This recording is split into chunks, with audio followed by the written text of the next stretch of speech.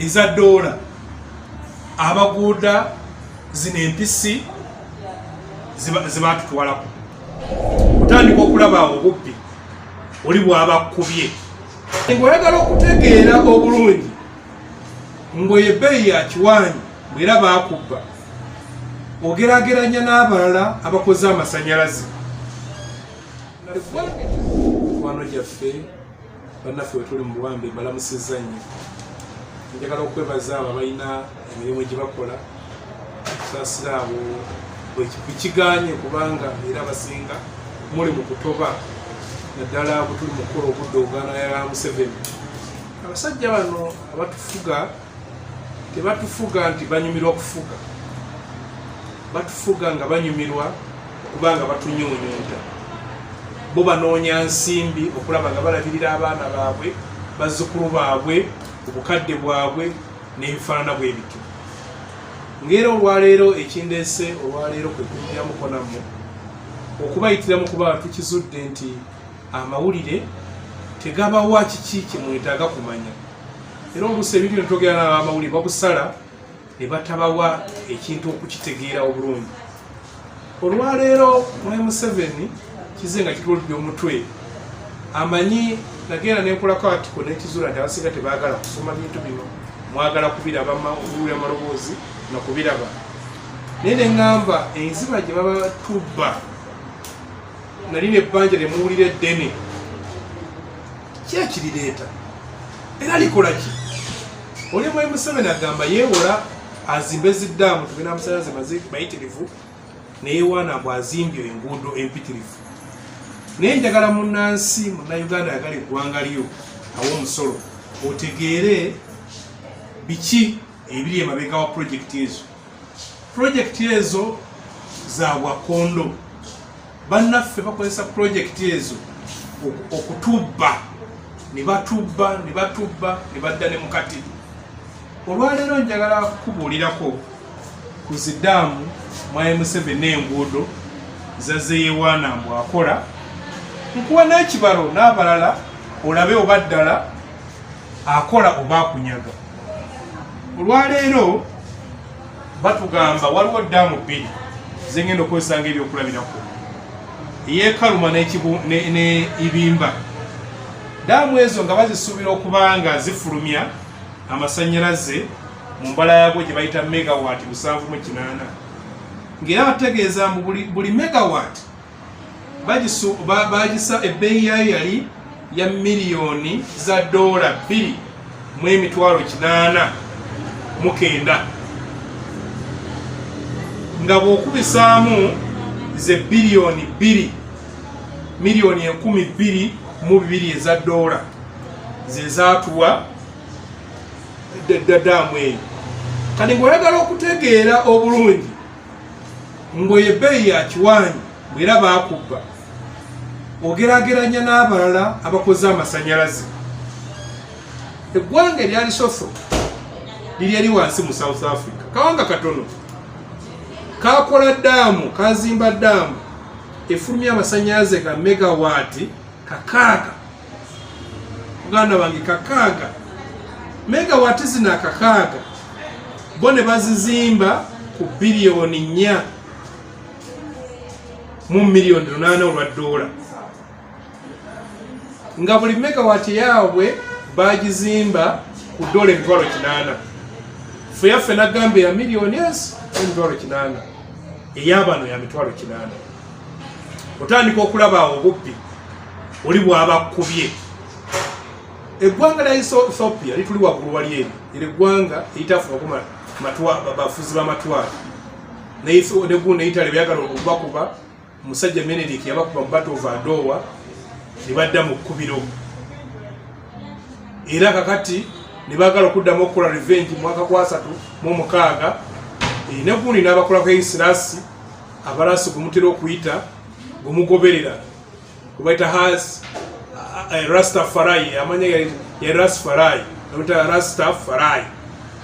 Era ekitiibwa ky'abaddugavu ekisituka mu nsi yonna.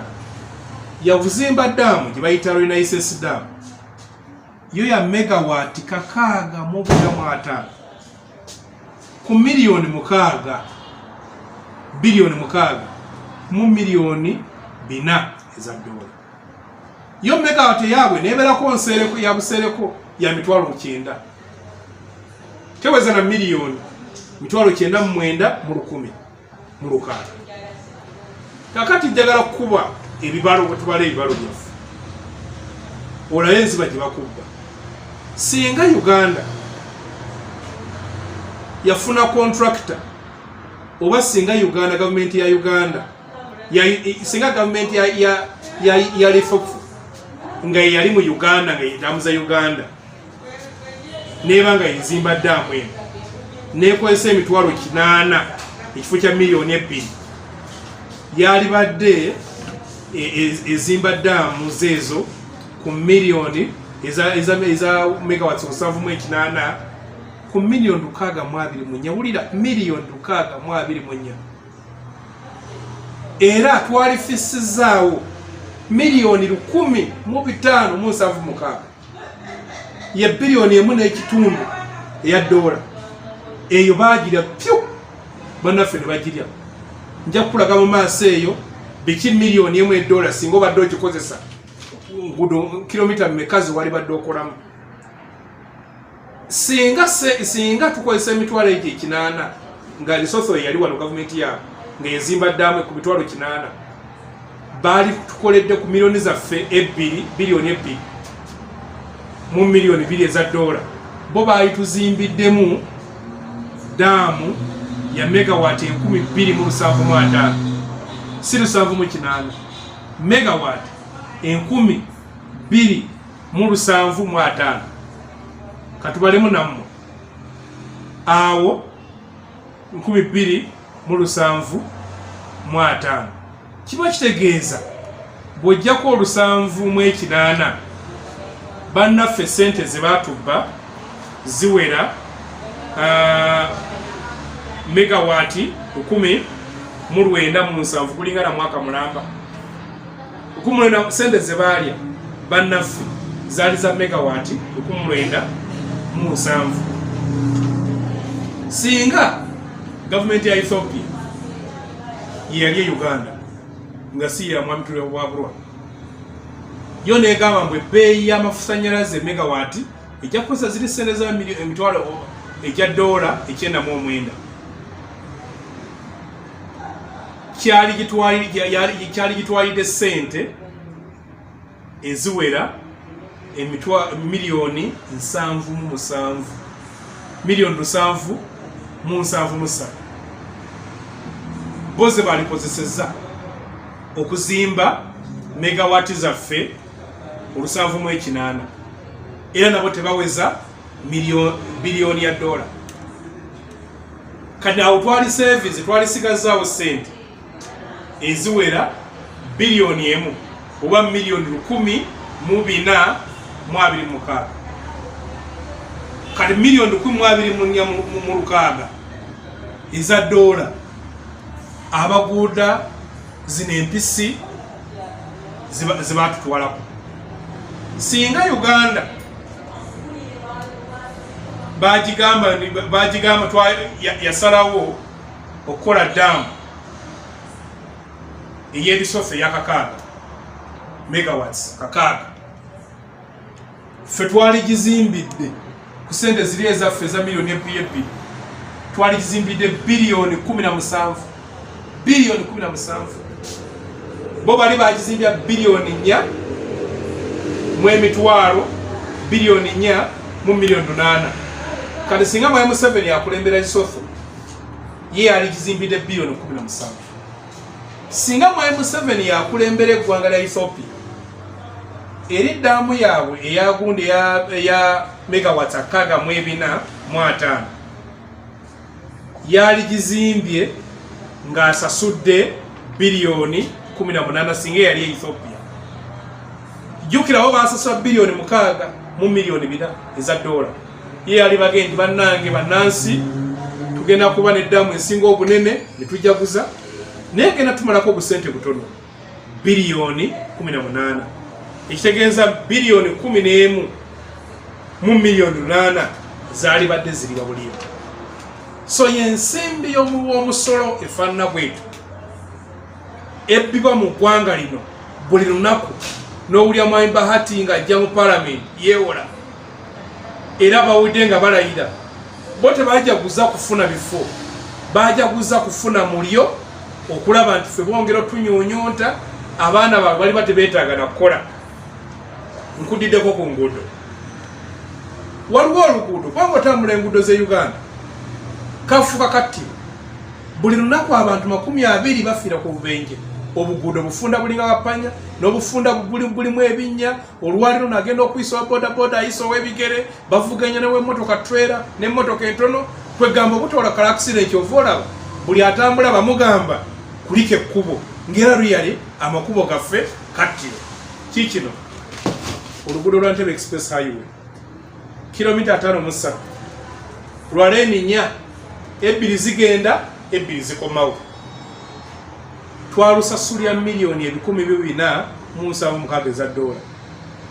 Buli kilomita emu ne tugisasulira milioni 9 eza dola.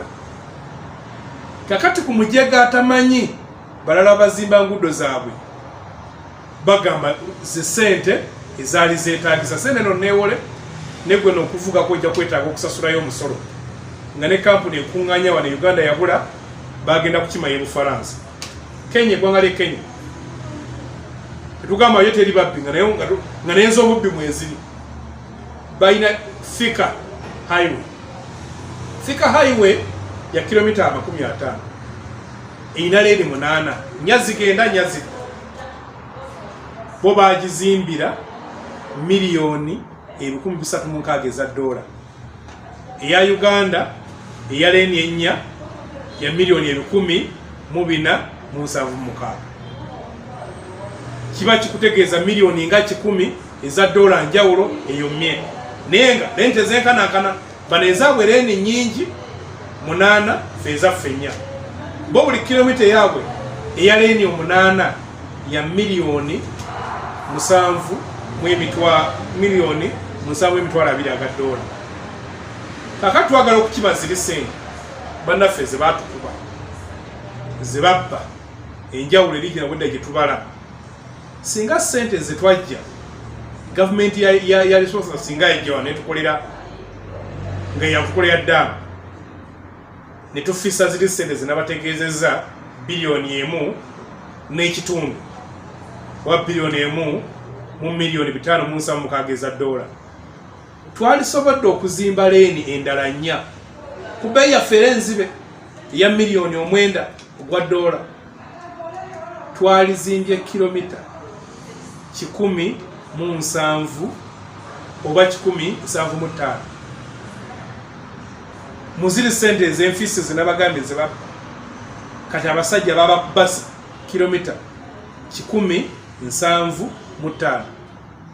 Singa tukozesa sente nga gavumenti ya Ethiopia yali yatuzimbira yali eddukanya wano n'efisaawo bilioni 10 bilioni 4.6 eri balance twalisobodde okuzimba oluguudo luno era ng'olwa Express Highway ku sente zaalo ze baluseera kilomita 159 ku ezo sente ezo ze zaaliibwa. Nejjukira ng'olende n'ezo milioni 9 nyingi.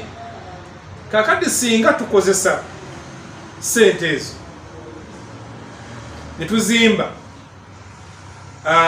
okuzimba Thika Highway ya leeni 8 ku bbeeyi eya milioni 7,220 aga dola nga tukozesa balansi waffe oli owali toto twalizimbye kilomita 10,000. Singa balansi oyo bamuwa bannakenya agamba sente ezo ezafise ku luguudo ezafise ku ddaamu bilioni 1.5 kilomita 2. Kilomita 2 biringa okuva wano abamanyi ku lw'e Masaka n'otuuka eri Antonde ng'oluguudo olwo luzimbye ng'emmotoka 4 zigenda nga n'endala 4 zikola ki zigenda. Ezo sente kati ekyo kitegeeza oluguudo olufaanana bwe luto luli mu mbuto z'abasebutobuto emabega yalidde ensangi. Bannakenya singa babawa ssente $4,776 million ze twakozesa okuzimba kilomita 5.3 Bannakenya balizimbye kilomita 6.6 eza leni 8 nga bakozesa ssente zaabwe bo kilomita ya $7.7 kati bo mu ssente zaffe bo balizimbye mu kilomita 6.6 kati singa okozesa ssente zaabwe zokozesa kilomita ye Kenya ya $7.2 bo bali kuzimbira oluguudo lwa leni 4 kilomita 132 kulinga okuva wano noza n'okutuuka e Masaka ng'otutereni 4 na zino 8 zivuga olwo oluguudo olufaanana bwe lutyo lwaliibwa. So tukuwala bannayuganda ino information ffe nga bana FDC tugibawa tugikola okunoonyeza tunyolwa kyekitubeeza wano nga tugezaako okubannyonnyola nti buno bwe bubbi bwe mwetaaga okukomya olwaleero mu M7 ettiimu eteetaaga na kusukka nkya tubagobe tusobole okwekwatya mu ggwanga lyaffe ssente zino ezimu tuzibakame tuziggyemu oba ssente zaffe zitandika otukolera ebifaanana bino. Kyova mu Uganda terina luguudo lwoyinza kusula n'otwala Kenya n'otwala Tanzania nti enguudo zaffe zivuganya mu kubeera bbeeyi eya waggulu n'amasannyalaze zaffe gavuganya mu kubeera bbeeyi eya waggulu ne mu quality nga ga wansi. Neyanza nnyo neyanzeege mbasaba ka video kano mukakubaganyako ebirowoozo namwe mukiza okubaganyako ebirowoozo musubscribinge ku page ku YouTube yange Harold Kaija official mu YouTube ogenda subscribinge obeere ng'olaba ne video eziriko endala ng'okuba ozirezaako ne banno kubanga bwe tunaayongera nga ffenna tumanyi kyekimu tujja kuba n'obusungu bwe bumu tujja kukubaganya ebirowoozo biki bye twetaaga singa tujjako mu M7 ne tubeera n'eggwanga eddungi.